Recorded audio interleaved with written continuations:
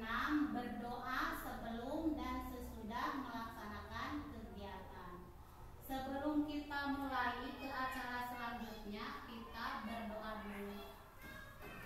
Sebelum berdoa, marilah kita berdoa dengan membacakan surat Al-Fatihah. Berdoa dulu.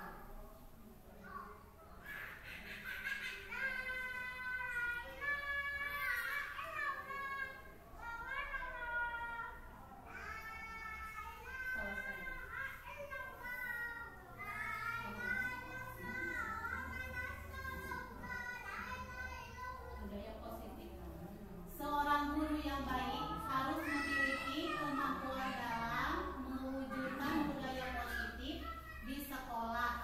Budaya positif tersebut dapat dijalankan dengan menerapkan konsep-konsep penting seperti 1. Budaya positif, 2. Motivasi perilaku, 3. Keyakinan sekolah atau kelas, 4. Kebutuhan dasar manusia, 5. Posisi kontrol restitusi, 6. Segitiga restitusi.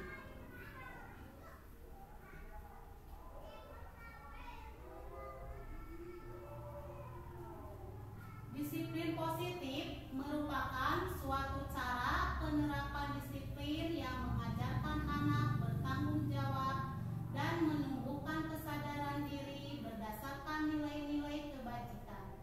Di dalam nilai-nilai kebajikan, disiplin positif lebih ke arah disiplin diri yang dapat mengontrol diri dalam melakukan segala tindakan. Disiplin diri dapat menilai, memahami, dan menyadari berdasarkan motivasi internal, bukan akibat paksaan, pujian, ataupun hukuman.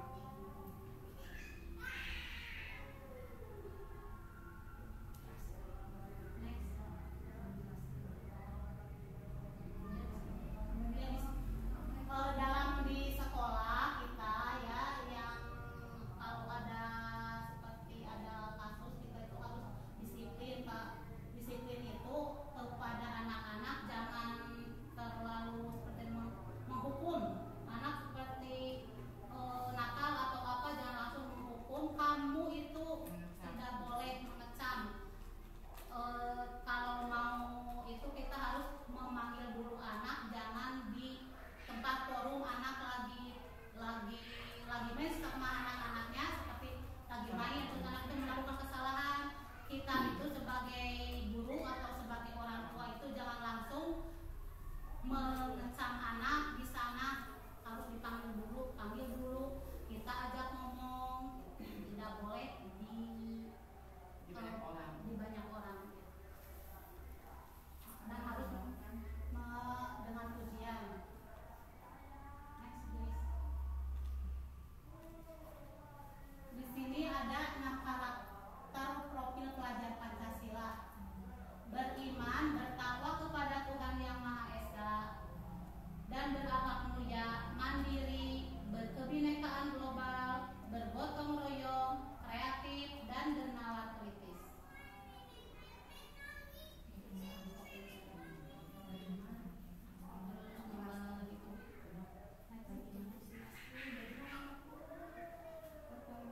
Di dalam profil pelajar Pancasila, beriman itu di dalam pembelajaran di sekolah TK termasuk di dalam pembiasaan, yaitu seperti kita berdoa sebelum dan sesudah melaksanakan kegiatan, termasuk ke dalam profil pelajar Pancasilanya beriman dan bertakwa kepada Tuhan Yang Maha Esa, berakhlak mulia seperti 5E, sopan, santun, terus memberikan empat perkataan ajaib seperti minta maaf, tolong, permisi. Itu termasuk ke dalam beriman dan bertakwa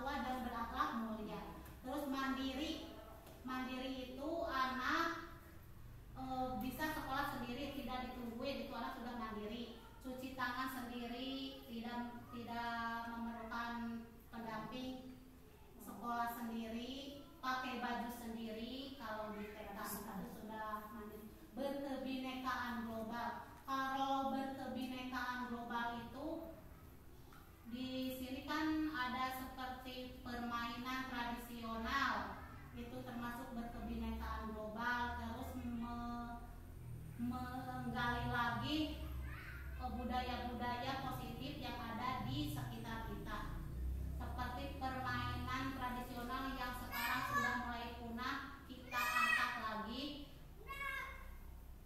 Terus gotong royong. Kalau gotong royong itu seperti bekerja sama membersihkan sekolah, menyapu,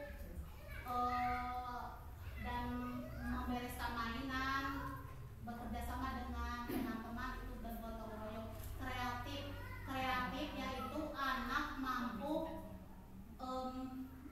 berkreasi sendiri. Seperti kreatif, anak bisa membuat permainan atau membuat alat-alat dari benda-benda di dalam sekitar, benda apa itu, sampah, untuk kayak bekas, barang-barang bekas. Bisa kreatif dalam mewarnai juga bisa, itu kreatif mencampurkan warna tanpa bantuan. Bernalar kritis. Nah, sekarang yang susah itu memunculkan bernalar kritis anak-anak. Susah. Anak-anak kan suka kalau dikasih pertanyaan kadang tidak bisa menjawab. Sekarang harus bernalar kritis.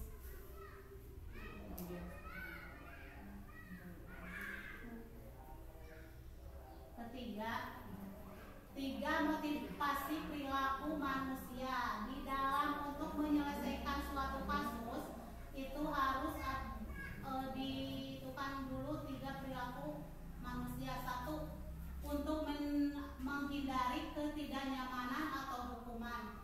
2, untuk mendapatkan imbalan atau penghargaan dari orang lain. 3, untuk menjadi orang yang mereka inginkan dan menghargai diri sendiri dengan nilai-nilai yang mereka percaya. Seperti kan ada kasus itu kita harus di mana yang termasuk motivasi perilaku manusia, apakah anak itu untuk menghindarinya ketidaknyamanan atau dari hukuman. Kita harus dihindari ya ketidaknyamanan anak, atau kita memberikan hukuman itu harus dihindari. Untuk mendapat imbalan atau penghargaan dari orang lain, apakah kita melakukan itu mendapat imbalan, itu harus dihindari.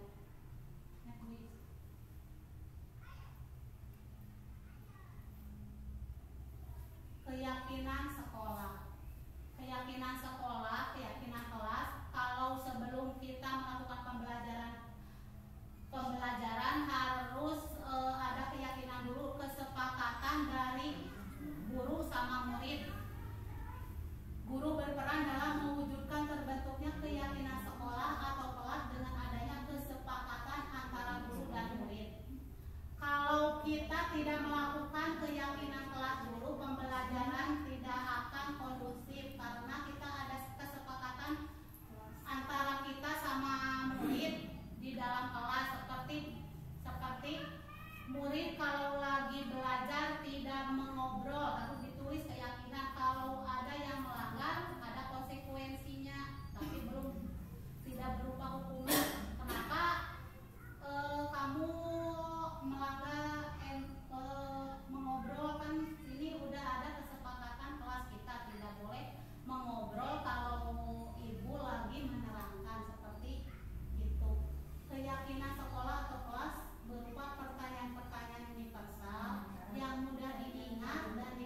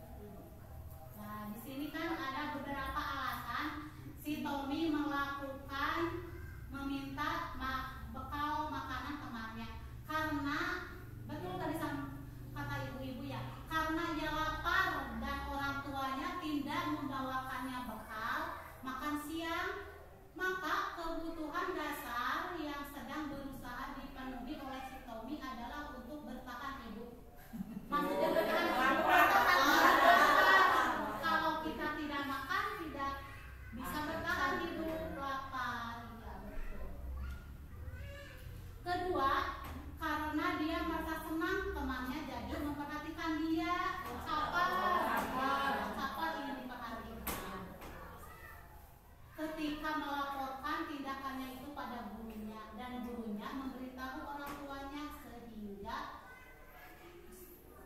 dia maka kebutuhan dasar yang sedang dipenuhi Tommy adalah akan kasih sayang dan rasa diterima. Kalau kasih sayang berarti kurang perhatian orang tua. Jadi si Tommy itu caper di sekolah pengen diperhatikan sama ibu gurunya. Dan ketiga, karena temannya jadi takut dengan dia dan menuruti keinginannya, maka sebetulnya Tommy sedang berusaha memenuhi kebutuhan dasar akan kekuasaan. Berarti dia berkuasa, saya mah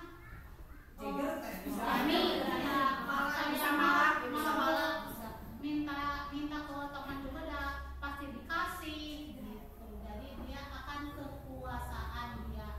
Jadi temannya jadi takut kalau tidak dikasih si Tominya nangis atau dia melaporkan atau dia berperilaku tidak baik kepada temannya. Keempat, karena dia merasa bosan dengan bekal makanan yang dibawa ibunya dari rumah, selalu membawakan sama dengan itu. Oleh itu ingin mencoba teman-temannya beraneka ragam, maka Tommy sedang berusaha memenuhi kebutuhannya akan kebebasan. Berarti dia itu bebas, bosan dengan makanan yang dikasih ke ibunya. Jadi ingin bebas. Jadi kalau kita sebagai ibu guru atau sebagai orang tua juga, kalau anak itu kalau mau dibekali harus ditanya dulu anaknya, Dek, besok mau bekal apa? Nanti ibu atau mama siapkan supaya anaknya tidak minta ke orang lain. Mamanya harus kreatif. Terus ini kan dan ayah ngambil telur, ceplok telur lagi. Harus bervariasi dan jangan lupa harus ditanya dulu anaknya mau bekal apa.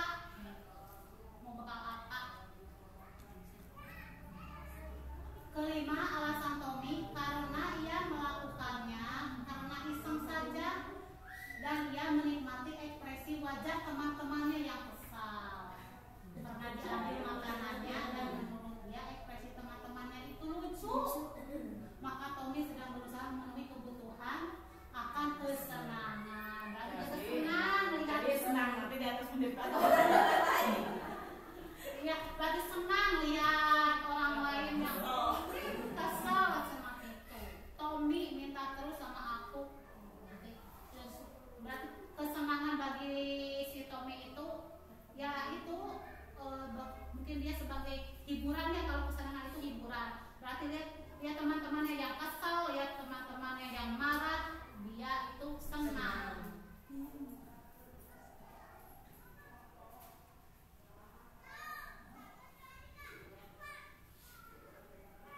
5. Posisi kontrol restitusi. Di sini ada guru sebagai penghukum, guru sebagai pembuat merasa bersalah, 3. Guru sebagai teman, 4. Guru sebagai pemantau, 5. Guru sebagai manajer. Di dalam 5 posisi kontrol restitusi kita untuk menyelesaikan suatu masalah tadi si Tommy oh ya silakan.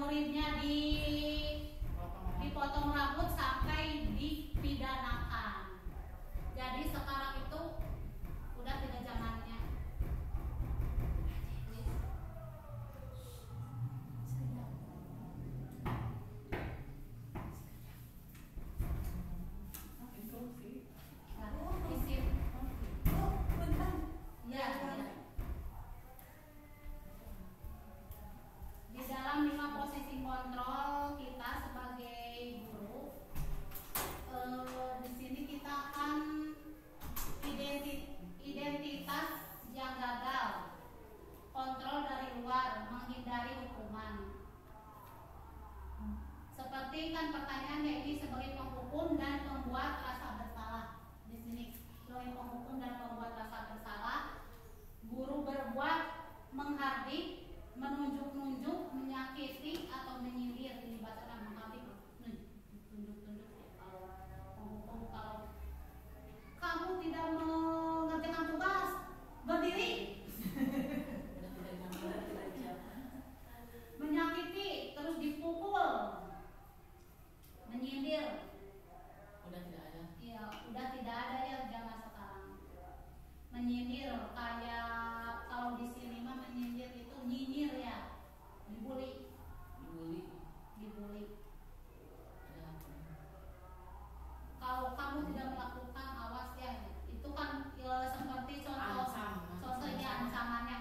Contoh kalimatnya, kalau kamu tidak melakukannya, awas ya, rasakan. Akan ibu hukum dan akan ibu. Ya, dulu mah waktu saya SD, kukunya tidak panjang, ya jadi ingat kuku panjang. Cepat. Sok disekat. Bukan disuruh dipotong tapi Di sini malah dulu ikhlas, sekarang kita sebagai guru tidak melakukannya ya, udah tidak ada lagi. Kalau kuku anak-anak wajib meriksa kuku gitu tiap hari Senin atau tiap pagi, tapi kan kita sebagai guru tidak harus disindir, dipukul, cuma diperingati aja. Nanti siang potong ya kukunya, nanti besok ibu periksa. Mama ngahilapun ibu. Hilapun. Iya, mama gak sibuk. Mama ngahilapun. Hasilnya kalau kita sebagai guru melakukan itu, hasilnya akan anak itu akan memberontak, menyalahkan orang lain dan berbohong. Akan berbohong kalau kita nih seperti melakukan kesalahan ya. Si ibu ini dianggap seperti anaknya melakukan kesalahan, dihukum sama gurunya. Nanti melakukan kesalahan lagi hari berikutnya atau bulan berikutnya dia akan berbohong. Tidak, saya tidak bawa apa, jadi berbohong terus. Itu hasil dari tindakan kita sebagai penghukum. Terus dikaitkan dengan dunia berkualitas, murid meletakkan guru di luar dunia murid meletakkan guru di luar dunia berkualitas murid berkata nanti akan perkataan biarkan saja, nanti juga marah-marah lagi gitu. Jadi kita udah dicap sama murid. Kalau kita suka menghukum, suka marah-marah, nanti juga pasti akan marah-marah lagi. Gitu. Jadi udah tahu nih seperti guru ini Nyerahkan baik. ya nyerahkan baik, atau saya mah tidak mau itu sama guru itu. Ada dia dulu mah kan waktu saya SMP juga ada di Pak ini karena suka menghukum. Ada julukannya gitu, julukannya Sampai dari anak murid jadi males ya. Jadi males belajar. Tapi kan kita waktu saya juga kan ada ya sebagai guru, sebagai pengurus, kadang resep, kadang tidak. Kalau dalam suatu pelajaran di saya juga kan ada waktu saya SMP Pak ada namanya guru matematika. Kalau tidak bisa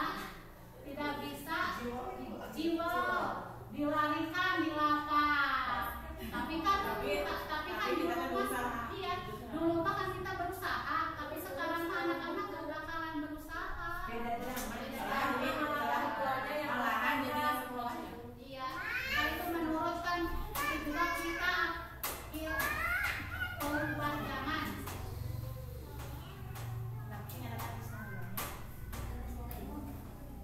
Berbuat nih, kalau berbuat merasa bersalah, berceramah dan mengatakan seharusnya ibu kecewa tuh. Kata kecewa juga tidak boleh karena akan membuat merasa bersalah.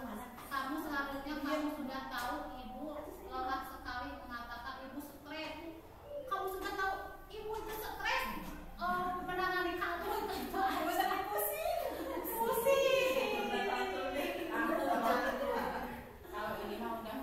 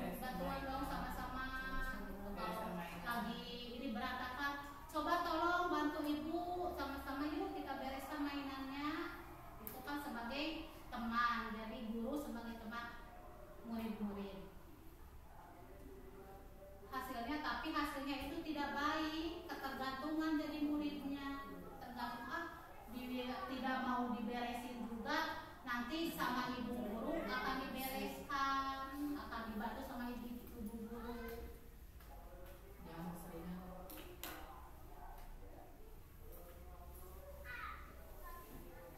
Terus ininya ya, muridnya, perkataan muridnya, saya pikir ibu itu teman saya, ternyata begitu. Kata muridnya. Dan anak itu dampak bagi anak-anaknya, anak itu akan lemah, tidak mandiri, dan tergantung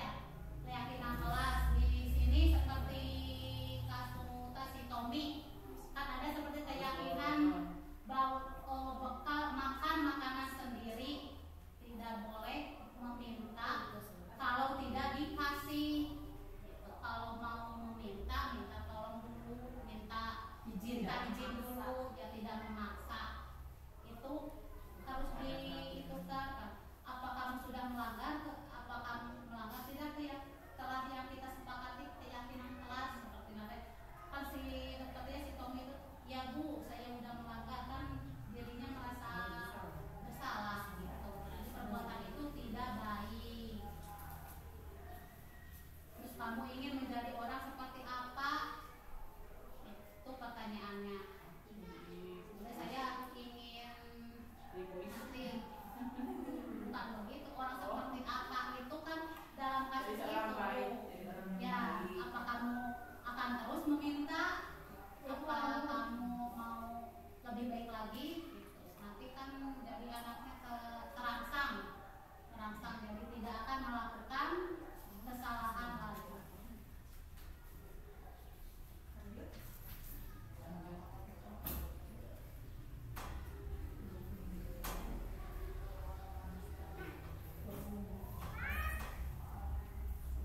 Menstabilkan identitas. Dalam segitiga restitusi itu ada menstabilkan identitas. Dilakukan berdasarkan prinsip bahwa membuat kesalahan adalah bagian dari proses pembelajaran yang nantinya akan menggeser identitas gagal ke arah sukses. Menstabilkan identitas dilakukan berdasarkan prinsip bahwa membuat kesalahan adalah bagian dari proses pembelajaran.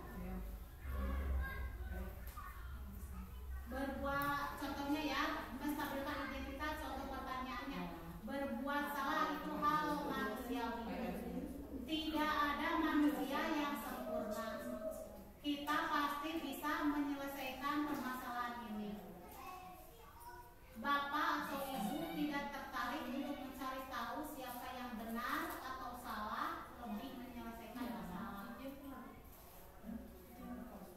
Kalau kamu menyalahkan dirimu sendiri terus-menerus, apakah kamu bersikap baik pada dirimu sendiri? Ini contoh pertanyaan yang itu kan sama kita sebagai guru untuk menstabilkan identitas.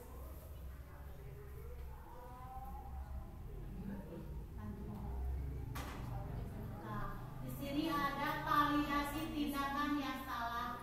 Validasi tindakan yang salah dilakukan berdasarkan prinsip bahwa setiap perilaku berupaya memenuhi suatu kebutuhan tertentu, sehingga guru atau orang tua akan tergeser dari pemikiran stimulus respon menjadi proaktif, serta lebih mengenal dan mengakui murid.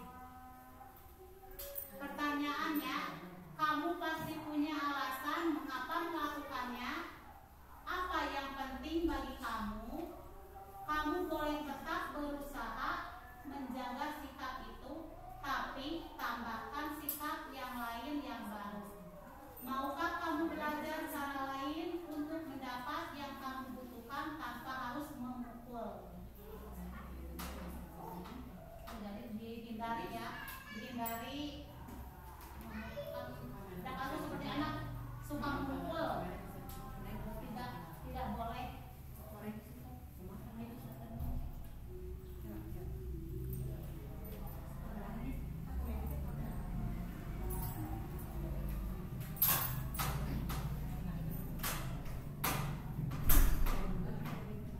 Menanyakan keyakinan kelas. Menanyakan keyakinan dilakukan dengan memberi pertanyaan-pertanyaan bermakna kepada murid atau anak untuk memunculkan motivasi secara intrinsik sehingga mampu mengajukan keyakinannya dengan tindakan yang salah. Pertanyaannya, apa nilai yang dipercaya di sekolah kita?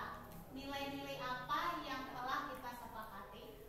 Kelas yang ideal itu seperti apa sih?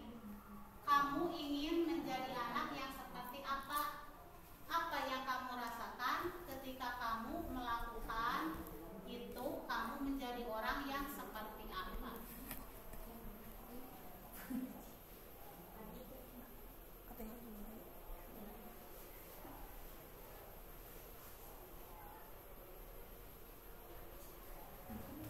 Seorang guru yang baik harus memiliki kemampuan dalam mewujudkan budaya positif di sekolah.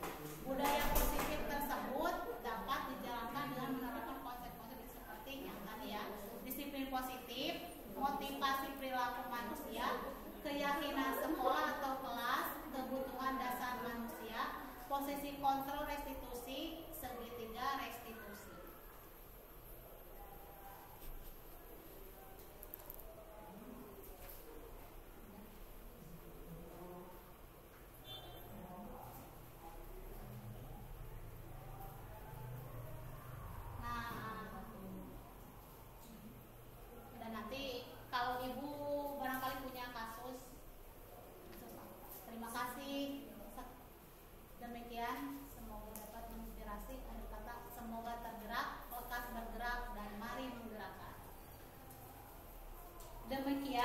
presentasi dari saya. Saya minta maaf atas kekurangannya. Assalamualaikum warahmatullahi wabarakatuh. Silakan sekarang ke sesi tanya jawab. Apabila ibu di sekolah ada kasus, nanti kita pecahkan bersama di sini. Pecahkan bersama di sini. Kela, ini aku sorot. Tadi seberapa urang? Sok. Kalau gitu mah abdi kan wae. Menanya anak. Sok. Saya mau bertanya. Tadi kan menjelaskan guru sebagai manajer. Iya, Ya. manajer. Berarti dalam manajer itu menyelesaikan kasus itu ya. Iya. Apakah dalam kasus seperti kasus Tommy sebenarnya, dengan mengganggu temannya, mengambil makanan teman-temannya, apakah itu bisa selesai dalam satu kali? Apa bisa berapa hari gitu? Apa sampai itu kasus itu selesai gitu? Itu yang pertanyaan. Ke depan. Pertanyaan yang bagus. Ke depan. Dan Oh, sok dulu ke depan. mau dijawab langsung apa? Ya, barangkali ada lagi nanti sekalian. Dua pertanyaannya, satu lagi. Udah dijawab dulu lagi, dijawab satu-satu. Waktu berarti waktu yang dilakukan, yang dibutuhkan untuk menyelesaikan kasus itu berapa waktu? Apa 1 hari selesai? Kalau masalah waktu tergantung. Kalau kasus si Tommy mungkin 1 hari juga bisa selesai kalau anaknya itu sadar, dan kita kan harus berkolaborasi sama orang tua. Itu yang terpenting. Si Tommy kan suka meminta makanan teman-temannya, kita panggil saja orang tuanya. Kenapa si Tommy melakukan seperti itu, alasan si Tommy-nya begini, kita sampaikan ke orang tua. Dan apakah betul dengan alasan si Tommy itu, apa orang tuanya bisa menerima? Seperti, ya saya terima karena saya sibuk selalu membekalkan Tommy, itu saja. Berarti pola itunya orang tuanya harus diganti, seperti harus bertanya dulu sama si Tommy. Pagi-pagi itu ditanya dulu anaknya, Tommy pagi ini Tommy mau bekal apa? Nah, terus kemudian Tommy itu melakukan itu ya. Ya. Tommy melakukan ke temannya itu jahit lah, Ya. bisa ada jahit karena kesenangan. Itu kan suatu pribadi kebiasaan dia. Kalau kebiasaan tidak akan satu kali diselesaikan kasus itu selesai. Itu pasti akan berkelanjutan. Membutuhkan Berarti waktu. si manajer itu akan dalam kasus itu terus berkelanjutan hari ini sampai di mana, terus ada perubahan sampai kepuasan dirinya. Ya, kan itu berarti harus ada dong prosesnya, terus ada analisis kasusnya kan. Jadi kan kita nggak bisa orang tuanya lapor ini Tommy suka ambil makanan dari temannya. Ya kan di sini kan kasus si Tommy itu kan ada 5 posisi kontrol, ya kan itu kan praduga tak bersalah kalau itu ya. Itu kan ada kemungkinan dia pengen beraneka ragam eta. Terus ya ada yang kesenangan. Kalau si Tommy-nya merasa kesenangan, itu perilaku dia Lama buruk, ya mungkin itu memerlukan waktu lama. Bisa saja itu suatu apa namanya itu penyakit, ya bisa dari pola asuh. pola asuh bisa, ya pola asuh orang tuanya bisa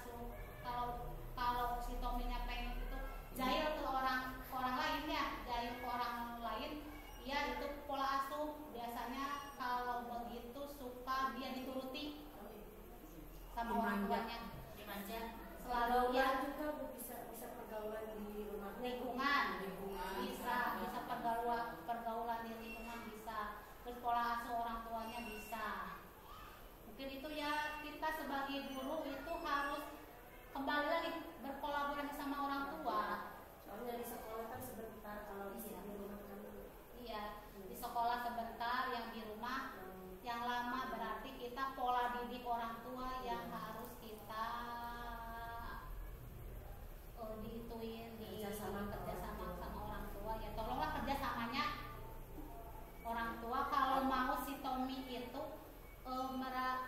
ya berperilaku baik, antara guru sama orang tua itu harus bekerja sama, harus sama-sama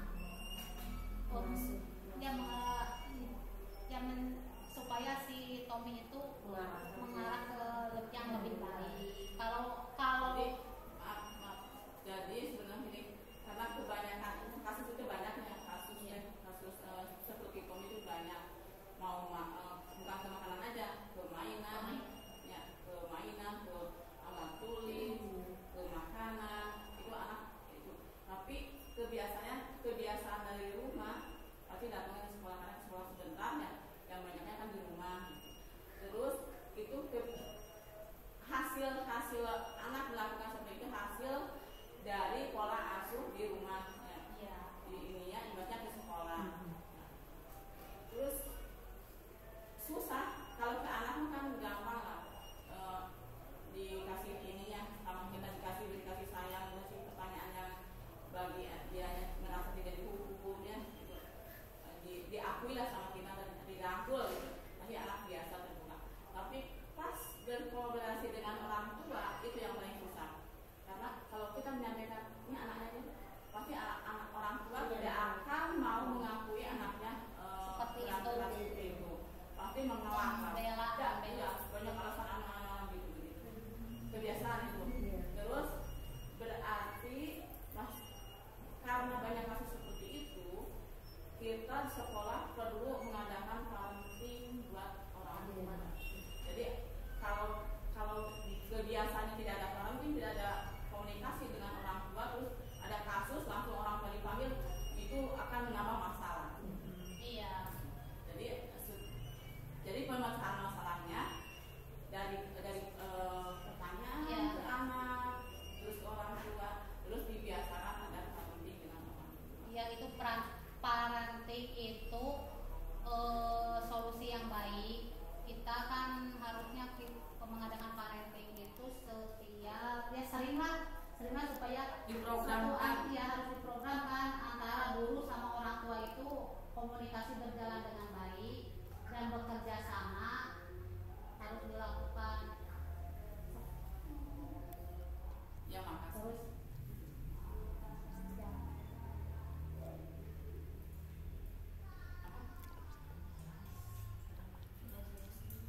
Ya udah, Ya solusinya parenting. Jadi tadi karena pola asuh ya itu dia kebutuhan dalam itu kebutuhan kalau kasih kebutuhan sayang. karena lapar Bertahan hidup ya. Ya. Itu mah bisa diselesaikan dalam satu hari kalau bisa gitu. Terus anaknya disuruh minta maaf ke teman-temannya, itu sudah selesai. Tapi kalau kebutuhan kesenangan itu lama. Terus kalau kebutuhan apa tadi? Kebutuhan kasih sayang itu lama. Terus kebutuhan kekuasaan itu karena kebiasaan. Iya, ya.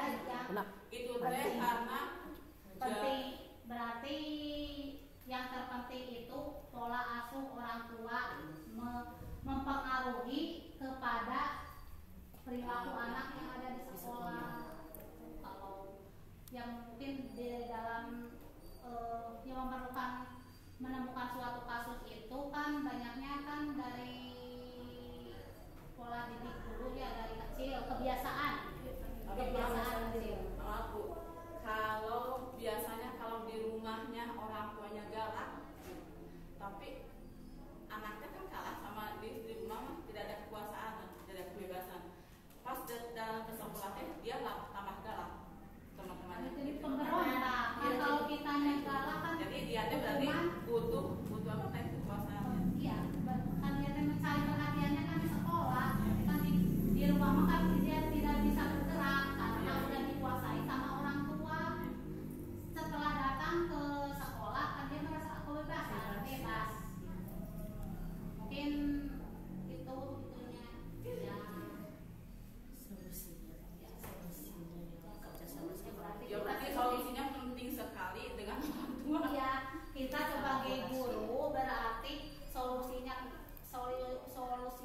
untuk menangani kasus tersebut dari anak-anak, kita harus berkolaborasi sama orang tua dengan cara parenting itu harus diprogramkan dan di lebih banyak waktunya, seperti kita kan melakukan seperti parenting kan dulu cuma 2 semester 1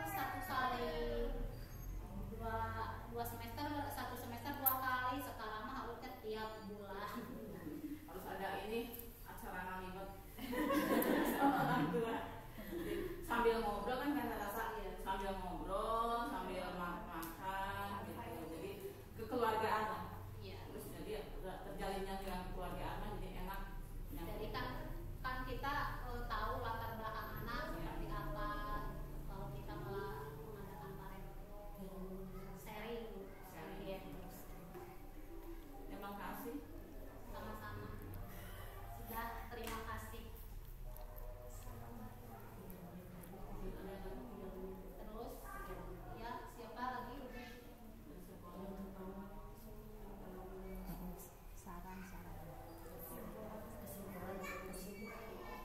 Kesimpulannya yaitu dalam kasus ini si Tommy, kesimpulannya untuk menarik kesimpulan dalam kita menghitung suatu kasus, kita sebagai guru harus sebagai manajer. Untuk sebagai manajer dan kita menyesuaikan dengan segitiga restitusi itu.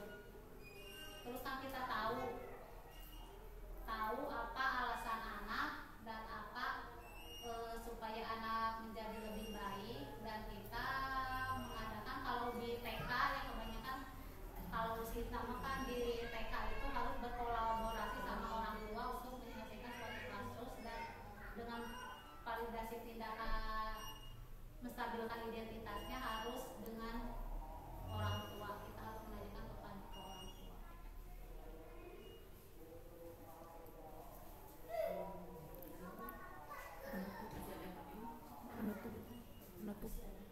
Udah, masih ada?